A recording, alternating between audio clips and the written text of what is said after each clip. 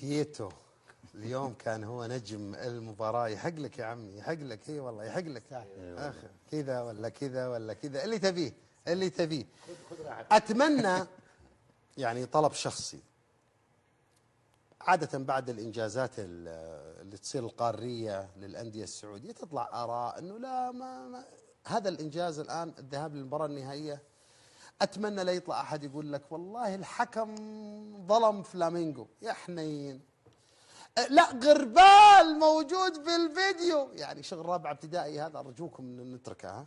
فلامينغو ما كان في مستواه والله شوف، لو توقف فوق مطل حافة العالم في الرياض زين، لو شو تسوي؟ الموضوع انتهى.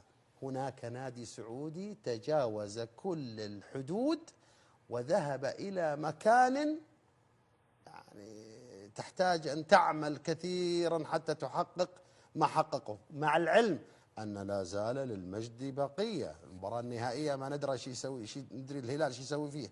والله يا أخي اللي خلاك تشوف كريستيانو في العريجة يخليك تشوف كأس العالم للأندية في العريجة.